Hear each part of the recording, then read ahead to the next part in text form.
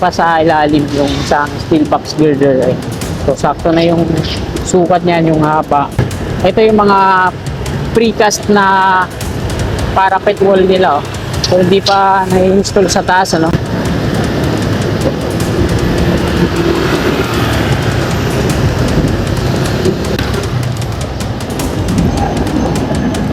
Bossing, ni-install yan ngayong araw?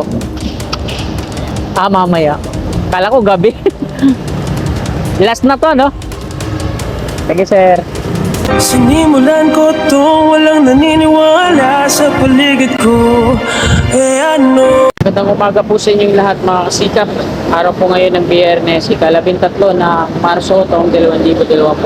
At nandito ulit tayo sa may SM North EDSA. Dito tayo mag-uumpisa sa ating update. Paka na tayo dito sa may West Avenue. Tingnan natin kung ano yung latest na progreso ngayon dito. So, hindi pa nila na-install dito yung isang steel box girder. Diyan pa sa baba. Dahil nga daw na gano'n, no? Overlap. Batay sa isa nating kasikap na nagkomento. Nag-overlap daw dito. Dito pa sa ilalim yung isang steel box girder. So sakto na yung sukat niyan, yung haba. Lagyan na kagad nila ng mga steel bracing. Inusog na nila pa forward dito, no? Tapos unti-unti na rin piniklear nila sa part na to dito.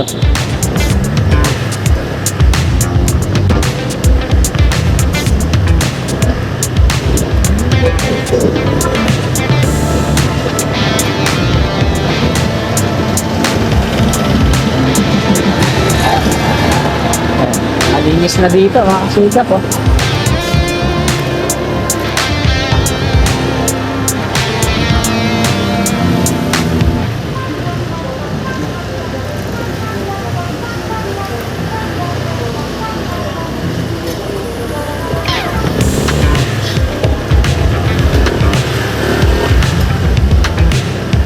Pagkatapos natin dito kunan, dadako naman tayo dun sa kapila.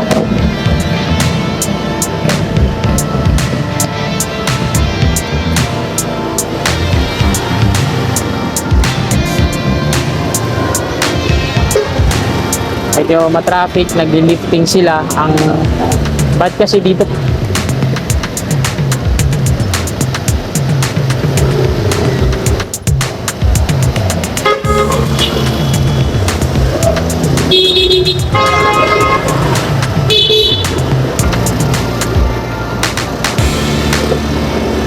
mapasaway din tong mga pribadong kotse na to, eh. Ano na nilang may nagli-lifting doon pa sila tumabi, pumarada.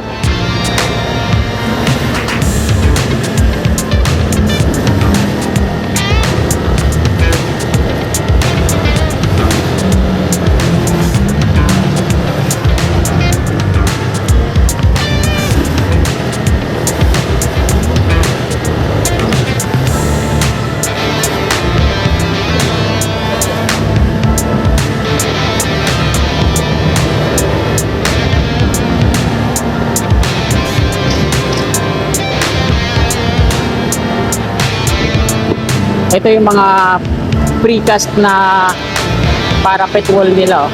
So hindi pa na-install sa taas, ano. Ayan, ang daming mga precast dito na parapet wall. Ito. Yung ibang bahagi na ang viaduct, yung mga steel mesh yung ginamit nila, no. Pero dito sa part na to, mga parapet wall, mga precast yung install.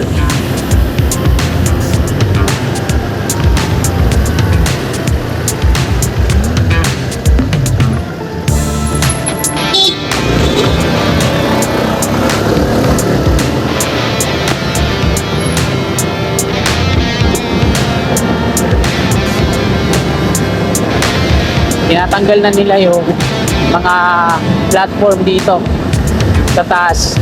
Ito na yung dulo. Sa amin na-restrict na po ito dito. So dito na ako liligo.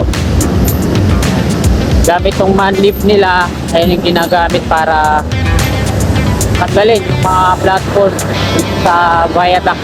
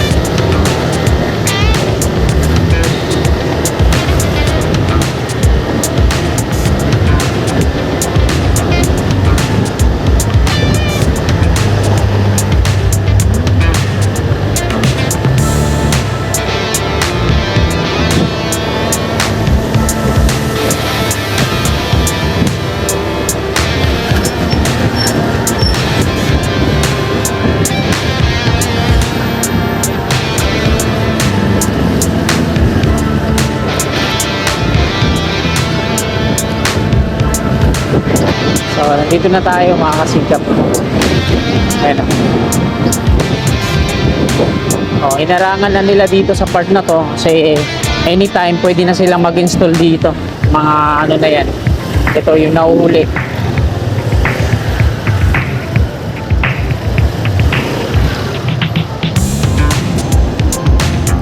Bossing, ngayon kayo mag-install niyan, sir? Ah, mamaya. Kala ko gabi. Last na to, no? Sige, sir. Mamaya daw nila install to. Talagang ready na, mga kababayan. Ayun yung naka-white helmet yung napagtanungan natin. At dito na yan. Ayun yung mga crane na gagamitin. Mobile crane lang yung ginamit dito, no? Kala ko yung pang mabigatan load, eh.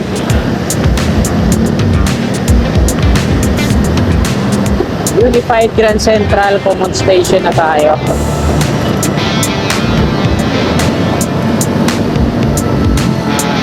Ayan mga kasikap, hanggang dito na lang po itong video na to. Marami pong salamat sa inyong walang sawa at tayo na suporta. Magandang umaga po. God bless. Tulad ko lahat ng mga blanco